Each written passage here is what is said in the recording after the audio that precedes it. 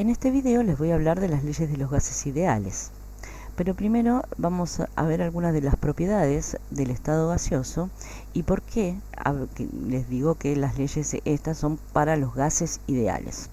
En el estado gaseoso, las moléculas se están moviendo a grandes velocidades, de modo tal que su energía cinética es lo suficientemente grande como para que superen todas las fuerzas de atracción que pueden haber entre ellas. Consideramos entonces que un gas ideal es aquel en que no existen ningún tipo de fuerza de atracción entre las partículas que lo componen, y esa sería la condición de idealidad. En realidad, la mayoría de los gases, en condiciones ambientales, a presión y temperatura ambiente, se comportan como gases ideales. Es más, a 0 grados centígrados, la mayoría de los gases se estarían comportando como gases ideales. O sea que a temperaturas por encima de 0 grados centígrados y a presiones de una atmósfera, los gases, o la mayoría de los gases, se comportan idealmente.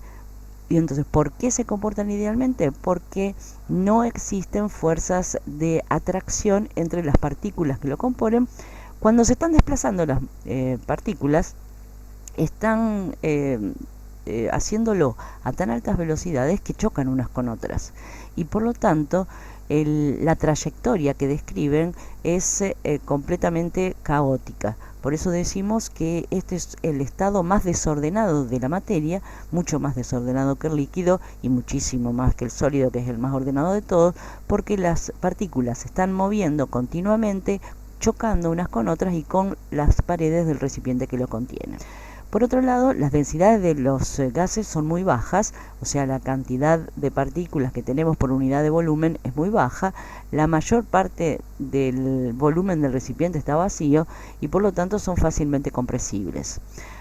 Los gases siempre llenan o ocupan todo el volumen del recipiente que los contienen y son malos conductores de calor y electricidad justamente porque las partículas no están en contacto unas con las otras, están muy distantes y el vacío es mal conductor del calor y la electricidad.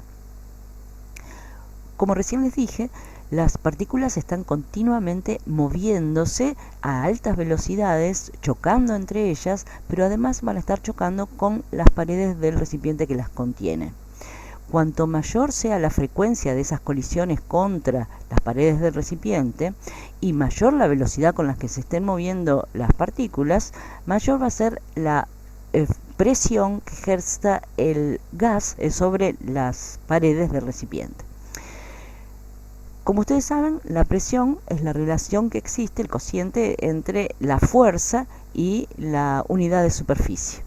Y esa fuerza que ejercen las partículas de gas sobre las paredes del recipiente será mayor cuanto mayor sea la frecuencia de los choques de las partículas contra las paredes del recipiente y cuanto mayor sea la velocidad con la que se están moviendo las partículas, porque la fuerza es directamente proporcional a la velocidad de la partícula en movimiento. Por otro lado, en esta diapositiva lo que están son las unidades que se utilizan para la presión. En química en general y para las leyes de los gases ideales vamos a usar atmósferas porque las atmósferas son las unidades en las que está expresada las constantes que se usan en las leyes de los gases. Ahora, en el sistema internacional, las unidades aceptadas son el pascal, porque el pascal es newton por metro cuadrado sobre metro cuadrado y entonces el newton y el metro cuadrado son las unidades de fuerza y de superficie que se emplean en el sistema internacional.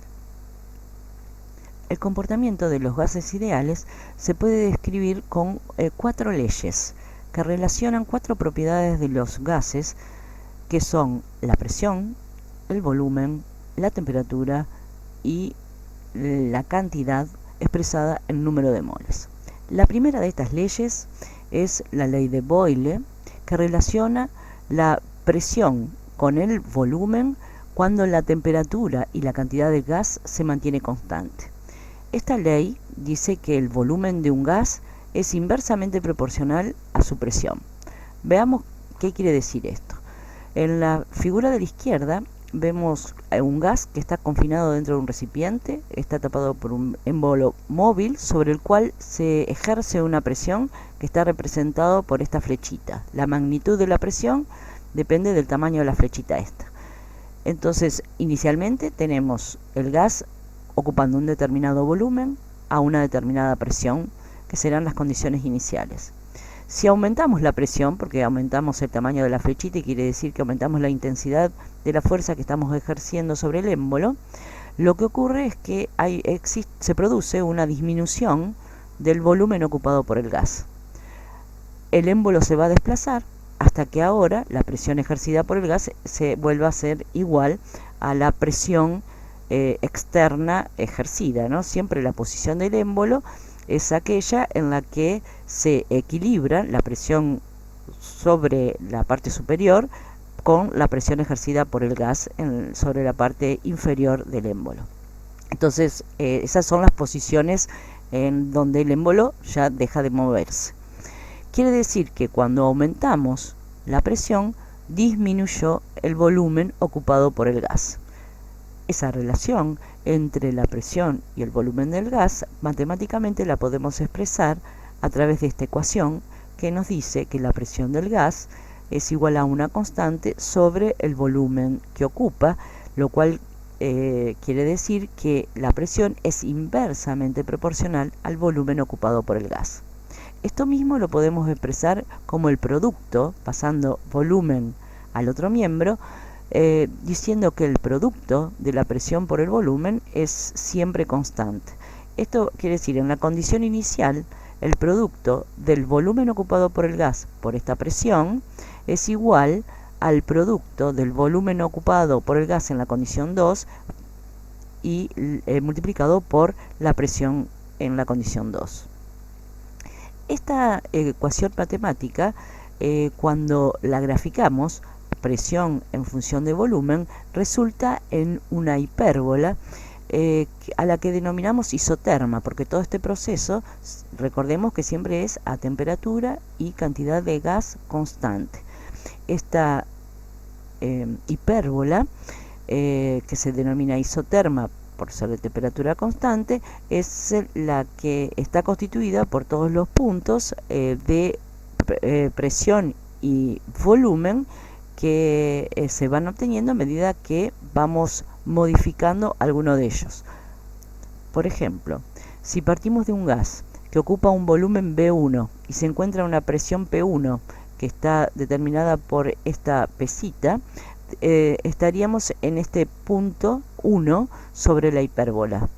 Si luego pasamos a la situación 2, en donde aumentamos la presión al doble porque agregamos otra pesita, el volumen tiene que haber disminuido, nos desplazamos sobre la hipérbola, llegamos a la condición 2, que corresponde a la presión 2, que va a ser la de las dos pesitas, y el volumen lo obtenemos en las abscisas, que será el volumen final al que se redujo el gas como consecuencia de la presión adicional ejercida por la segunda pesita. Entonces, sobre esta gráfica de presión versus volumen, podemos ir teniendo todos los puntos correspondientes de presión y volumen. Tendremos así una hipérbola para cada temperatura a la cual se efectúen estos procesos. Esta es una isoterma, supongamos que esto se haya hecho a temperatura ambiente, y si se hubiera hecho a una temperatura mayor, entonces tendríamos otra curva, otra isoterma, en la cual tendríamos los pares de puntos de presión y volumen. La segunda de las leyes de los gases ideales es la ley de Charles, que relaciona el volumen con la temperatura cuando se mantiene constante la presión y la cantidad del gas, expresada en moles. Veamos qué es lo que pasa con el volumen, entonces, cuando calentamos al gas, manteniendo constante la presión. Acá tenemos un gas que está en un recipiente que tiene un émbolo móvil, que se encuentra a la presión atmosférica. O sea que la presión acá la vamos a mantener constante y va a ser la presión atmosférica. Cuando le acercamos un mechero, aumentamos la temperatura del gas, el gas va a tender a ocupar un volumen más grande, va a levantar el émbolo y por lo tanto va a aumentar su volumen hasta un determinado valor. Este aumento del volumen con el aumento de temperatura es lo que expresa la ley de Charles. Ahora, no solamente ocurre esto con un aumento de temperatura, una variación de volumen, sino que también ocurre una variación de volumen con una disminución de la temperatura.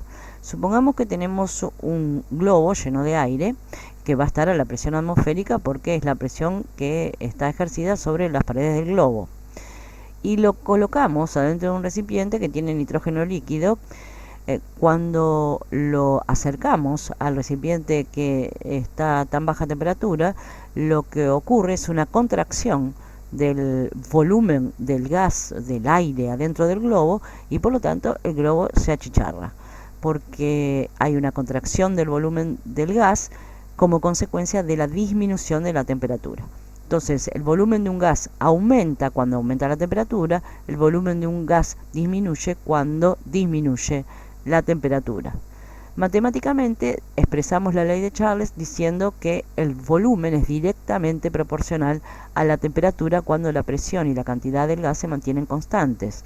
Si pasamos temperatura al otro miembro, podemos decir que el cociente entre el volumen ocupado por el gas y la temperatura a la que se encuentra es siempre constante, a tal punto que si estamos en una condición inicial, el cociente entre el volumen del gas y la temperatura va a ser igual al volumen ocupado por el gas sobre la otra temperatura a la cual pueda tener el gas. Si queremos expresar gráficamente la ley de Charles y graficar volumen en función de temperatura, ahora lo que vamos a obtener son isobaras, porque estos procesos se efectúan a presión constante y el resultado, como acá el volumen es directamente proporcional a la temperatura, es una recta. Obtendremos una isobara o una recta para cada valor de presión. Acá están representados los valores de volumen versus temperatura para dos presiones, para una presión de 570 milímetros de mercurio y otra 760 milímetros de mercurio. Acá vemos entonces la isobara de 760 milímetros de mercurio o de 760 torricellis porque son unidades equivalentes, y la otra isobara de 570 torricellis. Vemos que la de menor presión es la que tiene mayor pendiente porque los volúmenes son más grandes cuando las presiones son más bajas, por la ley de Boyle que vimos hace un ratito. La tercera de las leyes que relacionan las propiedades de los gases ideales es la ley de Gay-Lussac. Esta ley relaciona la presión con la temperatura cuando se mantiene constante el volumen y la cantidad de gas. Y nos dice que la presión del gas es directamente proporcional a la temperatura a la que se encuentra ese gas, o que el cociente de la presión del gas sobre la temperatura en cualquier condición siempre va para un determinado volumen, si el volumen se mantiene constante, va a ser igual a una constante. Veamos en la gráfica cómo funciona esto. Acá tenemos un gas que está confinado dentro de un recipiente que tiene un émbolo móvil sobre el cual está ejerciéndose una presión que está dado por esta pesita. Si le aumentamos la temperatura colocándole un mechero abajo, al aumentar la temperatura, si queremos mantener el émbolo siempre en la misma posición para que el volumen se mantenga constante, tendremos que aumentar la presión ejercida sobre la superficie del émbolo porque la presión del gas aumenta. Entonces, como al calentarlo aumenta la presión del gas, para que el émbolo no se mueva, tenemos que aumentar la presión externa.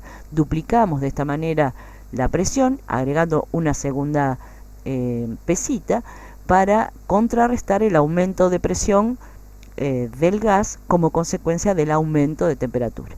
Entonces, la ley de Gay-Lussac nos indica que la presión del gas es directamente proporcional a la temperatura.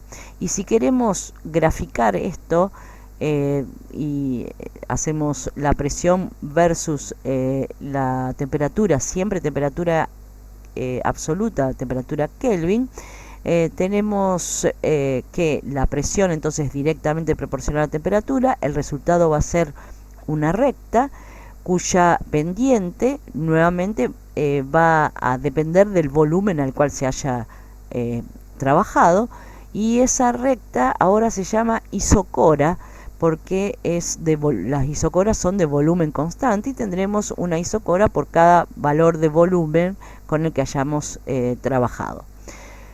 Por ejemplo, acá manteniendo constante el volumen, partimos de una presión de 2 atmósferas y la temperatura inicial es de 20 Kelvin.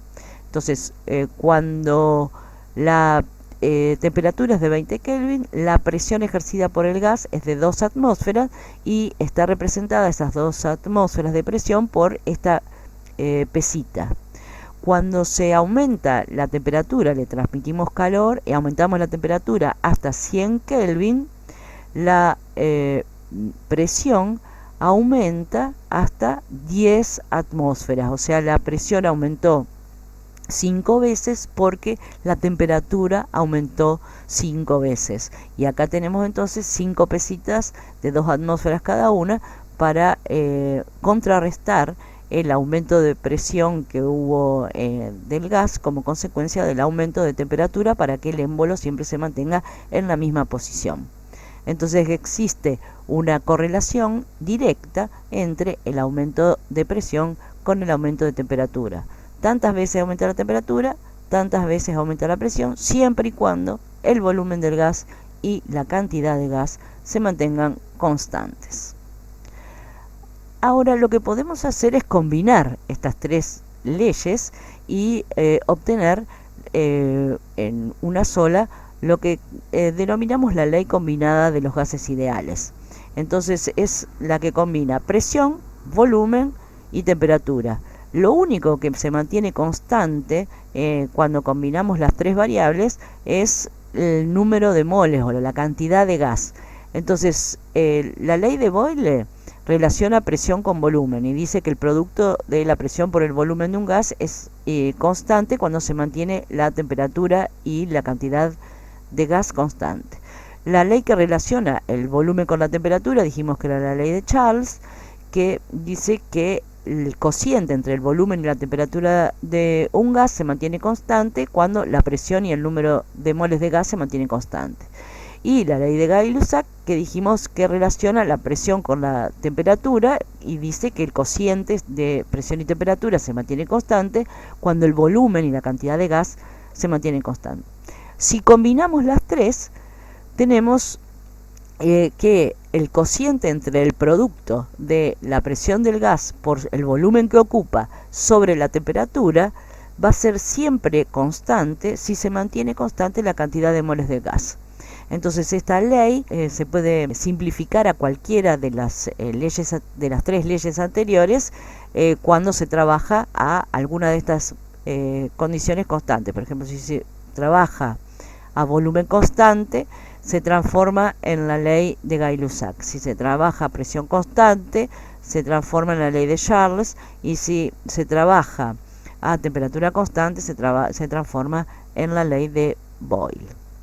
En las leyes que analizamos hasta ahora, las 3 variables que se fueron modificando y que se relacionaron entre sí fueron presión, volumen y temperatura, mientras que el número de moles en todos los casos se mantuvo constante.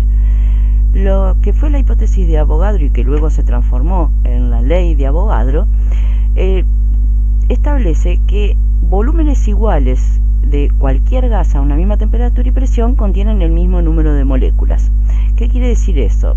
Por ejemplo, si tenemos 28 gramos de nitrógeno a una presión de 1 atmósfera y una temperatura de 273 Kelvin, el volumen que van a ocupar las moléculas de nitrógeno va a ser igual al volumen ocupado por 2 gramos de moléculas de hidrógeno a la misma presión y temperatura.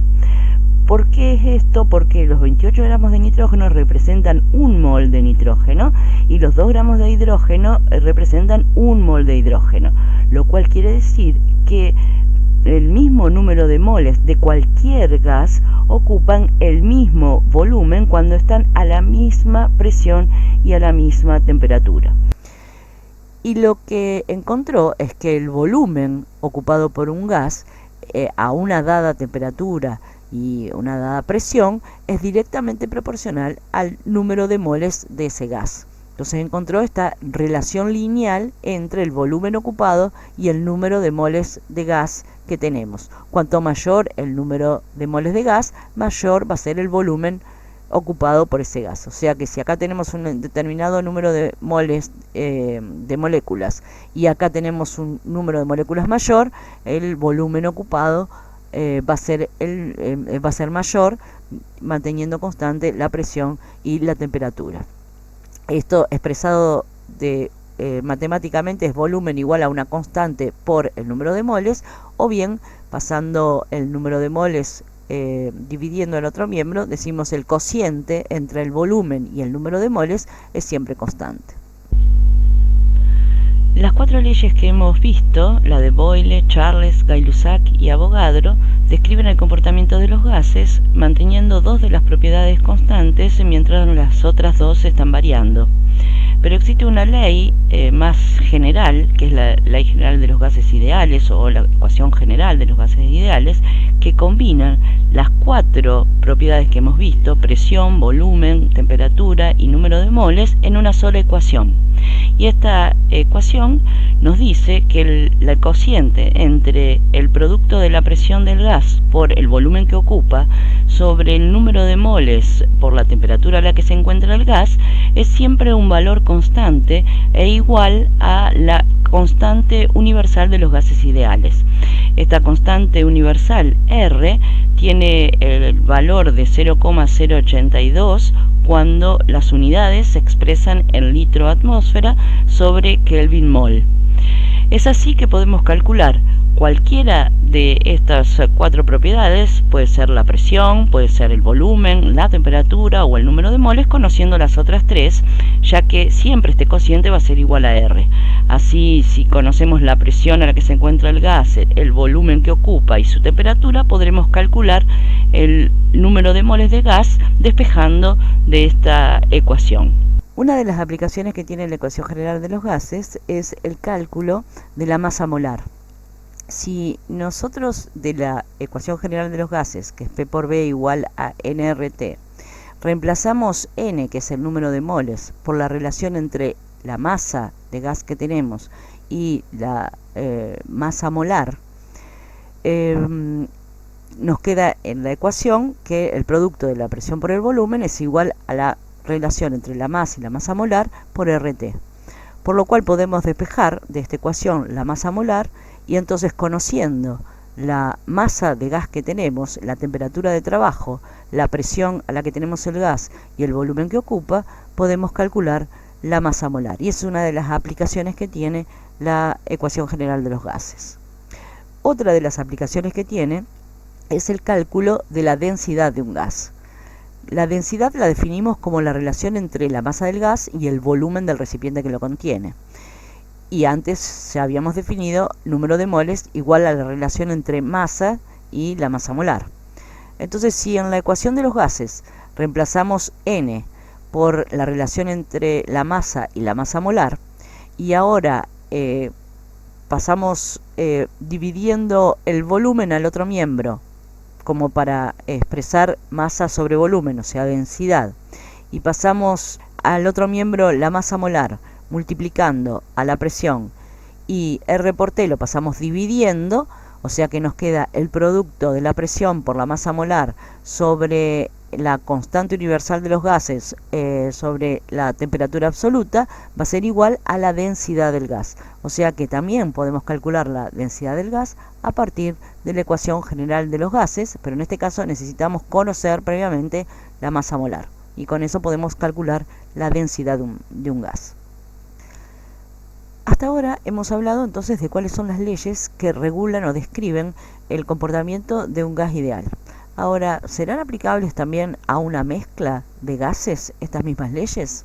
Bueno, la ley de las presiones parciales de Dalton nos dice que la presión total ejercida por todos los gases que constituyen una mezcla de gases es igual a la suma de las presiones que cada uno de ellos ejerce dentro del recipiente, como si éste estuviese solo dentro del recipiente.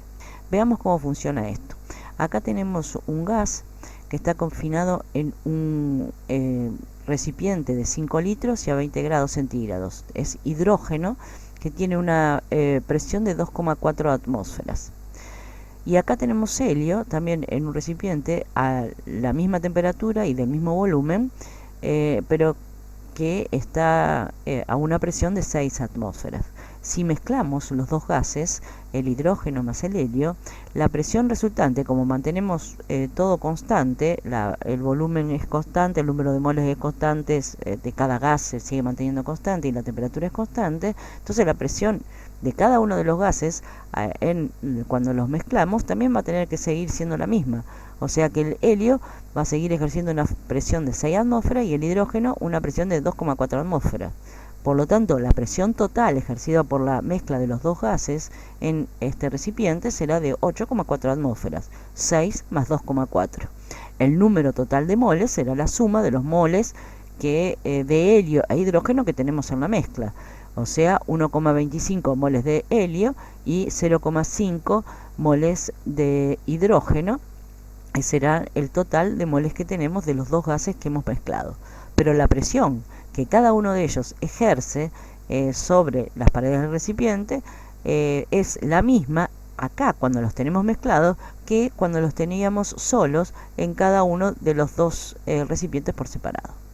Cuando hablamos entonces de mezclas de gases, es importante otro concepto que es el de fracción molar. Si tenemos un gas cualquiera, por ejemplo el aire que está compuesto por varios gases como nitrógeno, oxígeno, dióxido de carbono, argón, entonces decimos que el número total de moles de gas va a ser igual a la suma de los moles de cada uno de los gases individuales. Llamamos fracción molar al cociente entre el número de moles de uno de los componentes de la mezcla gaseosa sobre el número total de moles, que es la suma de los moles de todos los componentes de la mezcla. Ese cociente entre el número de moles de uno de los componentes y el número total de moles de todos los componentes de la mezcla, llamamos fracción molar. Y podemos sacar la fracción molar de cada uno de los componentes de la mezcla. Si acá tenemos una mezcla de 3 gases, A, B y C, tendremos la fracción molar de A, la fracción molar de B y la de C, cada uno igual a el número de moles de ese componente sobre el número total de moles. La suma de las fracciones molares de todos los componentes de una mezcla es igual a 1, de modo tal que el valor que puede tener la fracción molar puede variar entre 0 y 1. El mínimo valor que puede tener la fracción molar es 0, es que directamente ese componente no está presente, o 1 cuando tenemos un gas puro y tiene un solo componente y por lo tanto la fracción molar es 1. Cuando tenemos una mezcla de 2 o más gases, entonces la fracción molar de cada gas va a variar entre 0 y 1. Otra forma de expresar esta sumatoria es de esta otra, donde el subíndice I estaría indicando cada uno de cualquiera de los componentes de la mezcla. Ahora veamos qué relación hay entre fracción molar y presión parcial. Si tenemos una mezcla de gases, dijimos que la presión total es igual a la suma de las presiones parciales de cada uno de los componentes de la mezcla. La presión total, de acuerdo a la ecuación general de los gases, es el número total de moles por RT sobre el volumen ocupado por el gas. Y la presión parcial de cada uno de los componentes la vamos a sacar como si estuviera solo. Va a ser el número de moles de ese componente por RT sobre el volumen total del recipiente. La presión de B va a ser el número de moles de B por RT sobre el volumen del recipiente. La presión de C, el número de moles de C por RT sobre el volumen del recipiente, y así para todos los componentes que tengamos. Si hacemos el cociente de la presión parcial de uno de los componentes sobre la presión total, por ejemplo, la presión parcial de A, que es el número de moles de A por RT sobre volumen del recipiente, sobre la presión total, que va a ser el número total de moles por RT sobre el volumen del recipiente, vemos que se cancelan RT sobre el volumen y nos queda la relación entre el número de moles de A y el número total de moles. Esta relación del número de moles de A con respecto al número total de moles no es más que la fracción molar de A. Entonces la fracción molar de A, además de calcularla como la relación entre el número de moles de A y el número total de moles, la podemos calcular como la relación entre la presión parcial de A y la presión total. A tal punto que la presión parcial ejercida por cada uno de los componentes de una mezcla es directamente proporcional a la presión total y la constante de proporcionalidad es su fracción molar.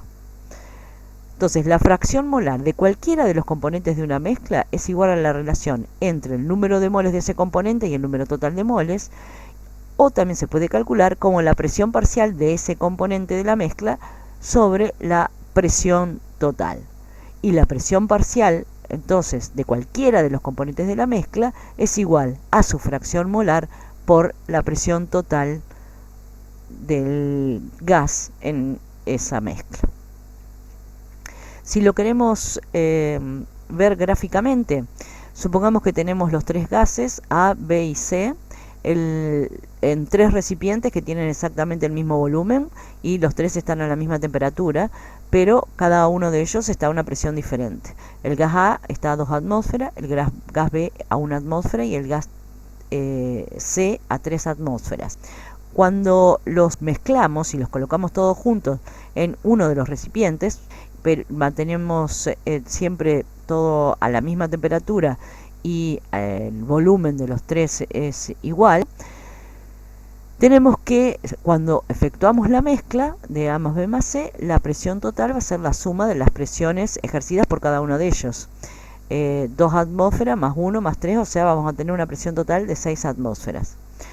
La presión parcial ejercida por el gas A va a ser igual a la presión que ejercería si estuviese solo. Como el volumen sigue siendo el mismo y la temperatura la misma, la presión ejercida por A es la misma que ejercía acá, 2. Por lo tanto, si queremos calcular la fracción molar de A en la mezcla, hacemos el cociente entre la presión parcial de A y la presión total y obtenemos el cociente que será entre 2 y 6 y la fracción molar de A es de 0,33. En el próximo video les voy a explicar cómo medir la presión de un gas en el laboratorio.